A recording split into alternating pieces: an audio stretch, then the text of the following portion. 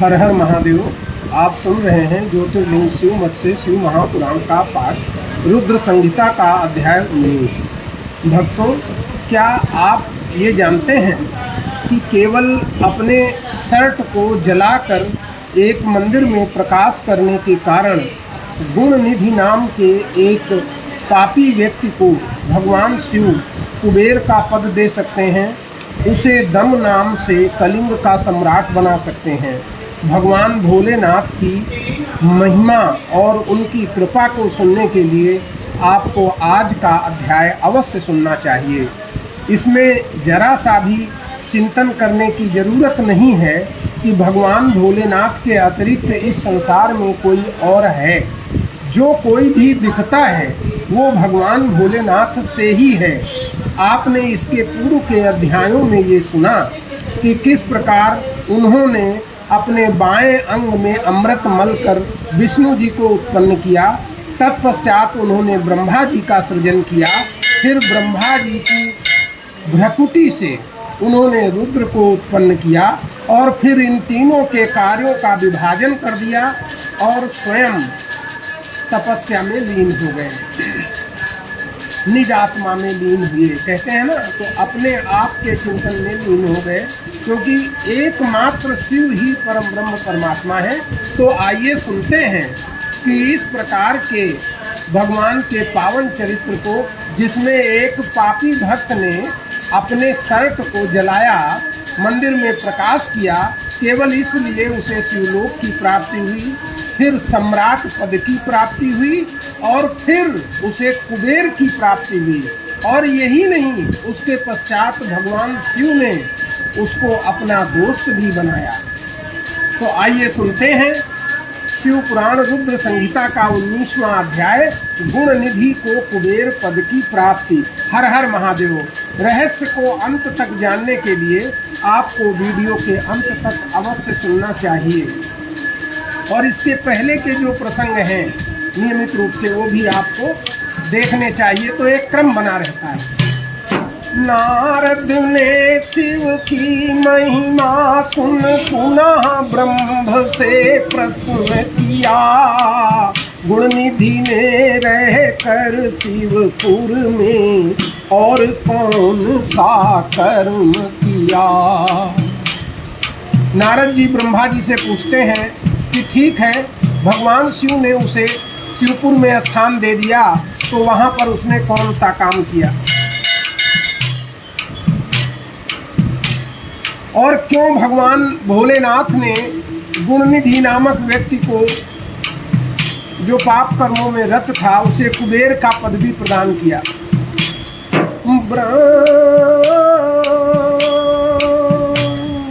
क्यों कैसे उसको कुबेर पद भोले शंकर देते हैं, क्यों इतना उदार हैं भोले, भक्तों को सब दे देते हैं। देने में आ जाए तो भोलेनाथ से ज़्यादा उदार कोई नहीं है। सोचो, जिस व्यक्ति ने जीवन भर जुआ शराब खेला, अपने घर के बर्तनों तक को बेच डाला, ऐसे पापी गुणनिधि की केवल एक बात पर प्रसन्न हो गए कि मंदिर में अंधेरा था, उसे चोरी करनी थी, प्रकाश के लिए उसने अपने वस्त्रों को जलाया।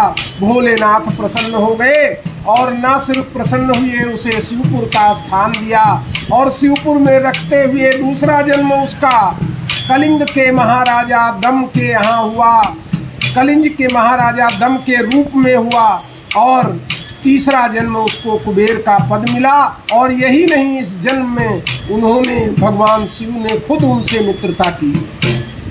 इतना उदार कौन हो सकता है जो एक बार भोलेनाथ का नाम लेता है, भगवान उसके नाम का जाप करते हैं। उदाहरण आपके सामने है।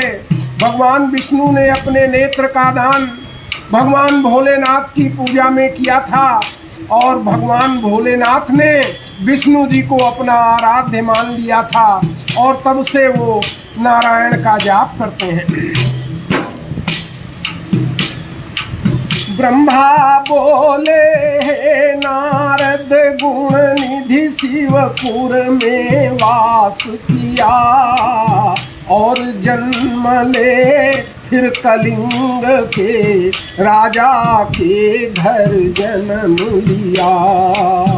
और समय आने पर वह फिर जब राजा बन जाता है, शिव भक्ति में लीन रहे वह शिव के ही गुण गाता है।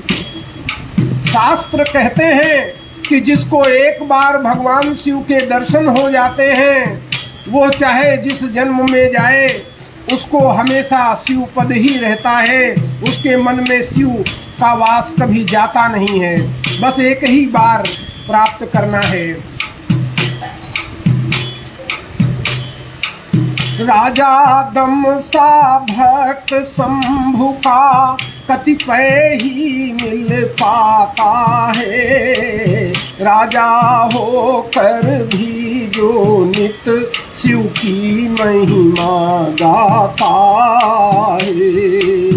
यही नहीं शिव मंदिर में हर प्राणी नित जाएगा, और राज्य का हर प्राणी मंदिर में दीप जलाएगा। वो राजा था, इसीलिए प्रजा के ऊपर एक नियम लगा दिया कि प्रत्येक घर से प्रत्येक व्यक्ति शिव मंदिर अवश्य जाएगा, और वहां जाकर हर व्यक्ति एक दीपक अवश्य जलाएगा। ऐसी राज आज्ञा कर दी। अब उसकी आज्ञा की वजह से मंदिर में हर प्राणी द्वारा दीपदान अनिवार्य हो गया, और राजा ने भी अपने पूरे जीवन काल शिव भक्ति का निर्वाह किया। राजाज्ञा से शिव मंदिर में दीपदान अनिवार्य हुआ, राजा दम ने जीवन भर शिव भक्ति का निर्वाह किया। इतने दीपक जलवाए थे राधा दम ने जीवन काल, मृत्यु हुई तो अलकापुरी स्वामी बन गए सुशोभित भाल। अपने जीवन काल में उनके कारण भगवान शिव के मंदिर में इतने ज़्यादा दीपक जल चुके थे कि उन्हें दीपकों के लोक अलकापुरी का स्वामी बना दिया गया। शिव पूजन शिव उपासना का फल कितना फल देता है, एक अधर्मी गुणनिधि को भी जो पावन कर देता है। पूर्व काल की बात हमारे, देखिए ब्रह्मा जी बता रहे हैं कि पुराने समय की बात है। हमारे एक मानस पुत्र पुलक से हुए थे, जिनके पुत्र विश्रवा ऋषि थे, उनसे ही कुबेर का जन्म हुआ। पूर्व काल की बात हमारे मानस पुत्र पुलस्त्य हुए, जिनके पुत्र विश्रवा थे, उनसे कुबेर उत्पन्न हुए। गुणनिधि तो अगले जन्म में राजा दम कहलाया था। उसने 11 रुद्रों को दीपदान कर नित्य तपस्या की थी। ऐसी तपस्या में लीन कुबेर मात्र हड्डियों का ढांचा दिखते थे। उनकी सारी हड्डियां झलकती थी मानो सांचा हो। इस जीवन में भी कुबेर जी काशी में तप करते थे। 11 रुद्रों को दीप दान कर नित्य तपस्या करते थे। तप में लीन कुबेर मात्र दिखते हड्डी का ढांचा थे, सारी अस्थि झलकती थी मानो मानव का सांचा थे। 10,000 वर्षों तक पावन कर तन मन सब हुआ पावन, हो प्रसन्न शंभु अम्बा दर्शन देनी पहुँचे पावन। शिव बोले है अलकापति आंखें खोलो मैं आया हूँ, जो इच्छा हो मांगो मैं तुमको वर देने आया हूँ। दर्शन करने को शिव को जब नेत्र खोल कर देखा है, नीलकंठ सामने खड़े थे उनका रूप अनोखा है। जैसे ही उनकी तपस्या पूर्ण हुई कुबेर की, तो देखा कि भगवान शंभु माँ के साथ खड़े हैं। तेज सूर्य का मस्तक पर था, चांद चांदनी फैला था, फिर कुबेर कैसे उस अतुलित तेज पुंज को सह पाता। सूर्य का तेज जिसके मस्तक पर हो और जिसके शरीर पर, जिसके सिर पर चंदा विराजमान हो, ऐसे तेजवान भगवान शंभु और माता भवानी को देखकर कुबेर उस तेज को कैसे सह पाता। उसने अपने नेत्र बंद कर लिए और बोले, भगवान ऐसी क्षमता दो कि मैं आपको भरपूर देख सकूं। अपने नेत्र बंद कर बोला, भगवान ऐसी क्षमता दो, देख सकूं भरपूर आपको, मुझ पर ऐसी ममता हो।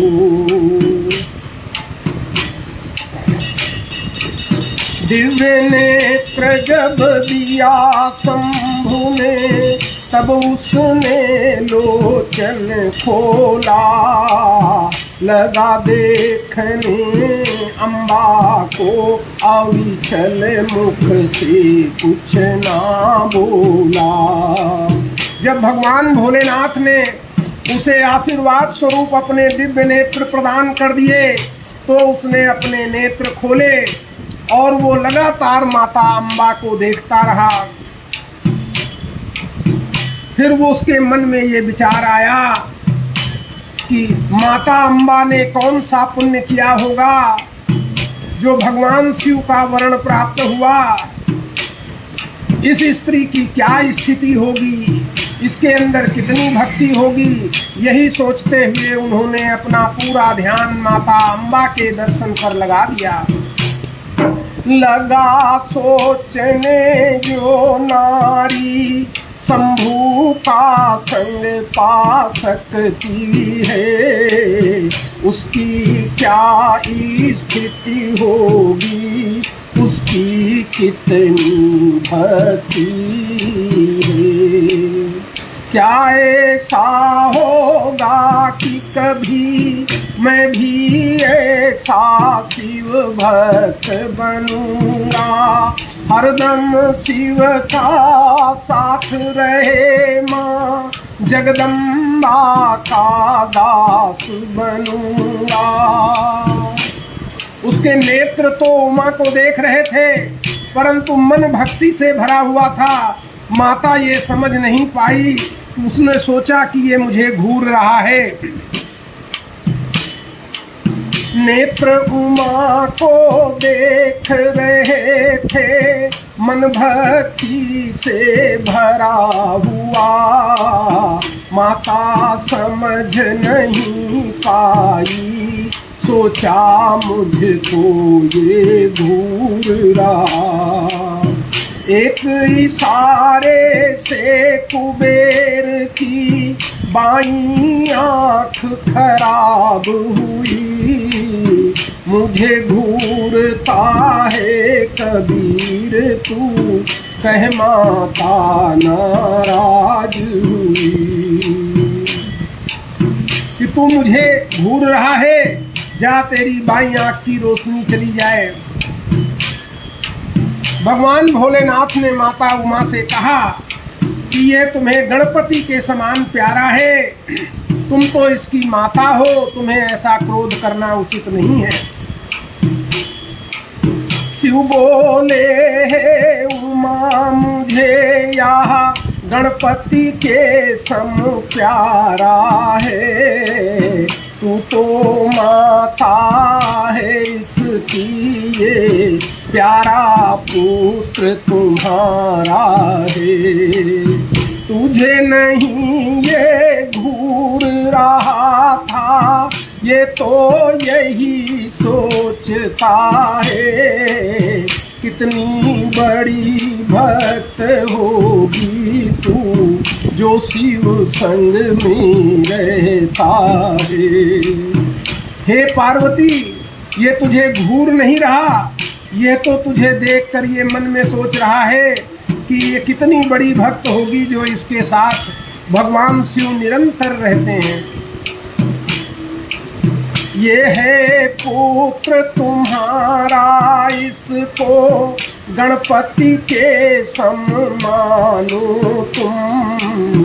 दो वरदान श्राप के बदले, गलती तुरंत सुधारो तुम। ये तुम्हारे पुत्र के समान है पार्वती, तुम्हें चाहिए कि तुम अपनी भूल सुधारो और इसके जो तुमने इसकी बाईं आंख को तोड़ दिया है वो गलत है। माता बोली पुत्र सुनो तुम, अब पिंगल कहलाओगे। एक आँख से ही तुम सारी सृष्टि देख पाओगे। माता ने आशीर्वाद दिया कि जाओ, अब तुम सारे संसार को एक दृष्टि से ही देखोगे। शिव ने फिर वरदान दिया, तुम सब निधियों के स्वामी हो। मेरे सदा मित्र होगे तुम मेरे अनुगामी हो। शिव ने वरदान दिया कि तुम सभी निधियों के स्वामी होगे, हमारे मित्र होगे और मेरा ही अनुसरण करना। इस संसार में तुम्हें कुबेर के नाम से जाना जाएगा और जग में तुम्हारी पूजा होगी। अलकापुरी में तुम रहोगे और सदैव मेरे ही कहलाओगे। तुम कुबेर कहलाओगे, इस जग में पूजे जाओगे। अलकापुरी रहोगे तुम, हरदम मेरे कहलाओगे। मैं भी तुम्हारे पास में ही कैलाश धाम पर जाकर रहना शुरू कर देता हूँ। कोई भी ज़रूरत हो तो मुझे सिर्फ याद करना, मैं तत्काल उपस्थित हो जाऊंगा। ये वरदान दिया कुबेर को। मैं भी तेरे ही समीप कैलाश धाम पर जाता हूँ। कोई कभी जरूरत हो बस याद करो मैं आता हूँ। ये कहकर भोलेनाथ माता के साथ वापस आ जाते हैं और कुबेर अपनी अलकापुरी में रहकर भगवान शिव की महिमा का गान करते रहते हैं। यह कह कर शिव अम्बा दोनों फिर वापस आ जाते हैं। फिर कुबेर अलकापुरी में रहे शिव महिमा को गाते हैं। गुणनिधि ने जो अनजाने में भगवान शिव का पूजन किया था, उसके 3 जन्म की गाथा मैंने तुम्हें सुना दी है। गुणनिधि ने जो शिव पूजन अनजाने में बन पाया था, उसके 3 जन्म की गाथा मैंने तुम्हें सुनाया था। भक्तों, अनजाने में की हुई शिव पूजा का भी महत्व देखिए। चक्रवर्ती सम्राट का जन्म, फिर कुबेर का जन्म और फिर भगवान के मित्र का जन्म। भक्तों सोचो, अनजाने में शिव का पूजन भी क्या फल मिलता है। जानबूझ कर पूजन हो तो फिर क्या फल मिल सकता है। इसीलिए सब छोड़ो, केवल शिव भक्ति में लीन रहो। शिव सब कुछ दे देंगे, तुम शिव अम्बा में तल्लीन रहो। आपको केवल भगवान शिव का भक्ति में लगा रहना है, बाकी उनकी जिम्मेदारी है, वो आपके सारे कष्टों को हर लेंगे। जय भोलेनाथ, हर हर महादेव। आपने आज सुना शिव पुराण रुद्र संहिता का अध्याय 19, जिसमें गुणनिधि को कुबेर पद की प्राप्ति हुई। कल आप सुनेंगे कि उनके कुबेर जी के निवास के समीप ही कैलाश पर्वत पर भगवान भोलेनाथ ने कहा था कि अब वो वहाँ जाकर रहेंगे। तो वहाँ पर वो जाते हैं और आश्चर्य की बात है कि वहाँ पर जब भी कुबेर उन्हें बुलाता है तो वो तत्काल प्रकट हो जाते हैं। ऐसी स्थिति में भगवान भोलेनाथ की भक्ति के अतिरिक्त कुछ शेष बचता दिखता नहीं है। आप सभी भक्तों से अनुरोध है, जो आगामी श्रावण मास में भगवान शिव का निःशुल्क रुद्राभिषेक ज्योतिर्लिंग शिव मठ पर कराना चाहते हैं, पिछली बार की तरह इस बार देर ना करें, जल्दी अपना रजिस्ट्रेशन करा लें। हमें फ़ोन पर कॉल करें या हमारी वेबसाइट ज्योतिर्लिंग शिवमठ.in पर जाकर उस पर अपना रजिस्ट्रेशन फॉर्म भरें। आपको निश्चित रूप से इसके लिए कन्फर्म किया जाएगा। पहले आओ पहले पाओ के आधार पर यह रुद्राभिषेक संपन्न होगा। जिसका आवेदन पहले प्राप्त होगा उसे ही रुद्राभिषेक का अवसर प्राप्त होगा। धन्यवाद। बहुत बहुत भोलेनाथ की जय।